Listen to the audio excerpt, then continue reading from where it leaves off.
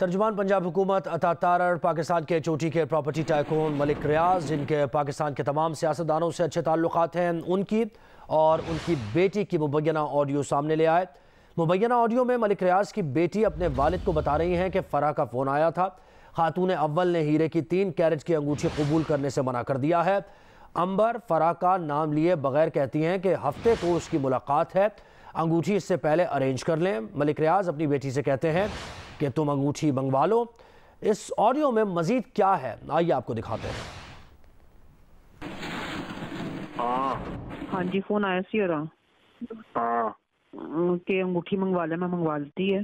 तो मैं क्या कहनी, मैं हफ्ते नु मेरी मुलाकात है, दोस्तों पहले अरेंज कर दी। कदों मुलाकात है? हफ्ते नु अरी तो कर दे, तो मंगवा दे। मैं क्या अवैस नु कहता अम्मी ने परसों आ जाएगी, उनके उठी तैयार करके तो मंगवा लेना। नहीं वो कहती है मैनू तुसीं हीरा मंगवा दो ते अंगूठी मैं तो खरीदांगी, जो पैसे बननगे तुसीं मैनू दे देना। मैं क्या ठीक है। ठीक है। अच्छा, दूसरी गल है वे कि उन्हें मैंने कहा कि खान साहब का फोन आया वे, सुबह ताले टड़े खुल जाएंगे साइड से। मैं जी रिपोर्ट जमा कराई है, खान साहब ने कहा मेरी गारंटी है मैं खत्म करावांगा, और लाल अकबर का लेटर भी तुम कल मिल जाएगा, उन्हें मैंने कहा। और जो टाइम है टाडा बीबी रात में मैं दसेगी, ठीक है, क्योंकि मेरी तो पूरी चढ़ाई की है। मैं क्या एक काम नहीं हुआ फरा, देखो हैं एक काम नहीं हुआ। इमरान खान साहब ने भी 4 दिन ले लिए हैं, अभी तक लेटर नहीं आया, ताले भी लगे हैं, तो रिपोर्ट भी जमा हो गई है। मैं क्या अदालत में तो क्या बनेगा हमारा। मैंने कहा तो कहते तुम पैनिक ना हो। तो फिर मैंने आप पे फोन आया कि बीबी है कह रही है, ठीक है कल तन लेटर लाजमी मिलेगा। ये हफ्ते तो पहले मंगवा दी हूं। अरे तुम किसको अंगूठी दे रही थी? तूने अव्वल को तुमने दी क्या है? मैंने कहती है तू कह रहा थी कि तू पूछा नहीं थी पहले कितने कैरेट हो गए? मैं क्या मैं तेरे को पूछा, मैं कहा 3 तुम कितना पहनते हो? मैंने कहा 3 के, तुमने कहा 3 ठीक है। कहती है नहीं 500 कम से कम मंगवा के दो उसको। मैं क्या अच्छा, तो मैं मंगवाती से मैं क्या ना वे भी पी जावे, मैं उन्हें मंगवाती है वापस। तो मैं क्या 10 परसों मिल जाएगी।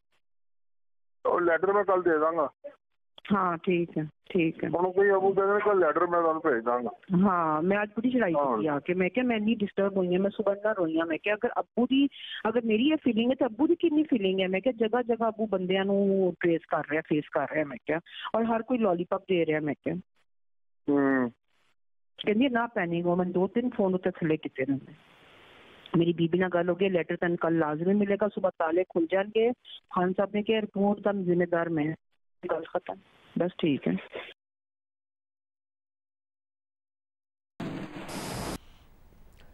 तर्जुमान पंजाब हुकूमत अता तारड़ कहते हैं कि फ़राह गोगी ने पंजाब में बैठकर पूरे पाकिस्तान पर हुकूमत की। साबिक़ा दौर में फ़राह गोगी ने अरबों रुपए के असासे बनाए, करप्शन के नाम पर लिए करोड़ों रुपए के हीरे दुबई में बेचे गए।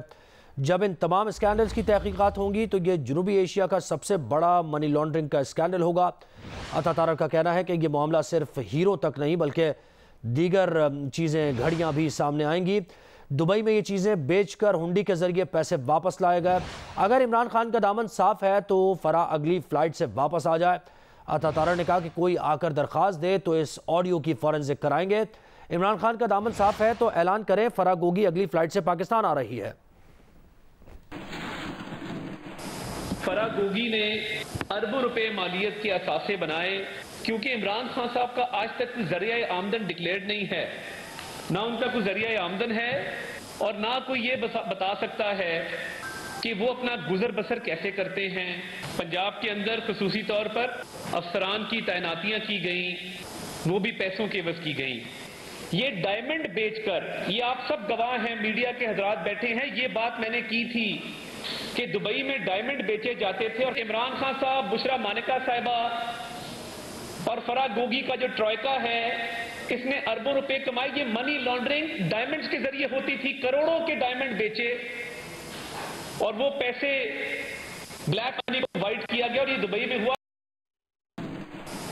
और नून लीग की उज़्मा बुखारी ने कहा कि पिंकी, गोगी और कप्तान ये था नया पाकिस्तान। अब इनके सबूत बारी बारी सामने आ रहे हैं, ये सिर्फ ट्रेलर है, पूरी फिल्म अभी बाकी है। इमरान खान ने 2 खवातीन को फ्रंट वुमेन के तौर पर रखा हुआ था। फ़राह के बाद अब पिंकी के मुतालबात भी आपके सामने आ गए।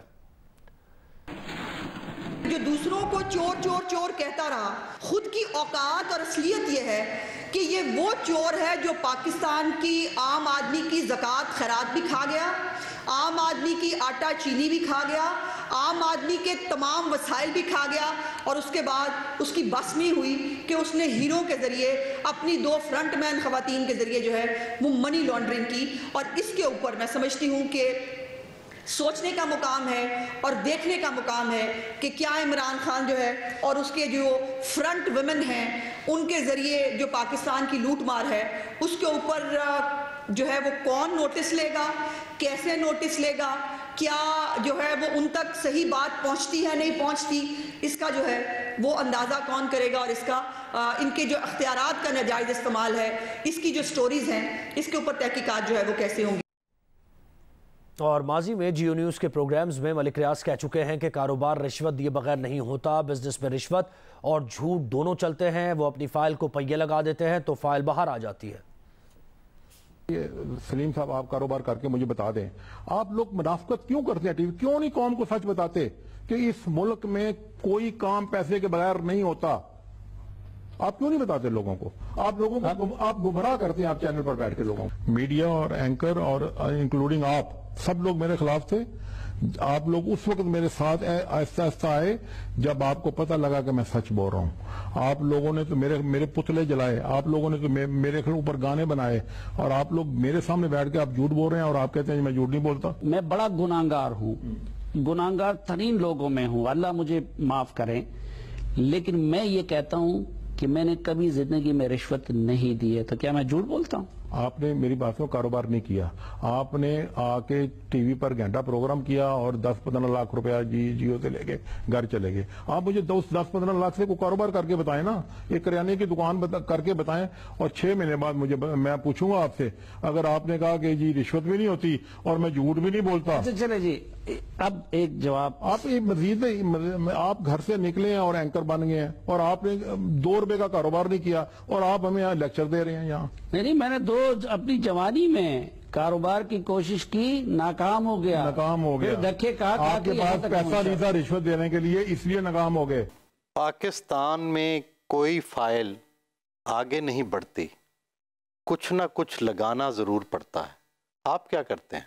मैं जनाब उस फाइल के नीचे पहिए लगा देता हूँ और फाइल जल्दी से बाहर आ जाती है।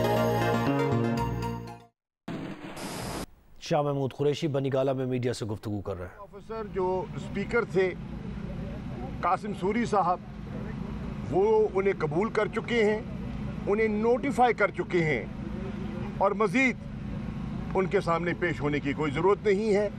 चुनाचे पार्टी ने फैसला किया है कि तहरीक इंसाफ का कोई MNA स्पीकर राजा परवेज़ अशरफ के सामने पेश नहीं होगा। नंबर 3, राना सनाउल्लाह के बयानात आपकी नज़र से गुजरे होंगे और वो धमकियां और वो गैर सियासी गुफ्तगू पूरी कौम ने सुनी है और एक इफ्तराब की कैफियत भी है। वो कह रहे हैं कि वो मुल्क के साबिक वज़ीर आज़म और मुल्क की सबसे मकबूल जमात के सरबराह को गिरफ्तार करने का इरादा रखते हैं।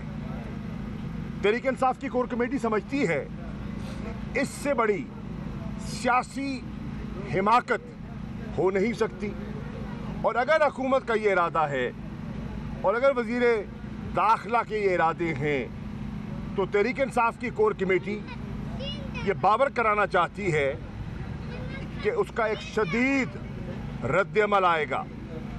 और अगर किसी को ख्याल है कि खामोशी से कौम या तहरीक इंसाफ की तंजीम या कारकुनान उसे बर्दाश्त करेंगे तो वो गलत फहमी में है। एक तरफ कर दें बच्चे को यार, एक तरफ कर दें, तो ये गलत फहमी में है। तहरीक इंसाफ की कोर कमेटी ने ये फैसला किया है कि हमारे कारकुनान जो आज कोर कमेटी की आवाज़ सुन रहे हैं, उन्हें इतला दी जा रही है कि अगर मीडिया के ज़रिए या उनको इतलात सोशल मीडिया के ज़रिए मिले कि ऐसी हरकत ये इम्पोर्टेड हुकूमत मुसल्लत करदा हुकूमत करने का इरादा रखती है, तो आपने अपना रद्द अमल फिल फौर देना है।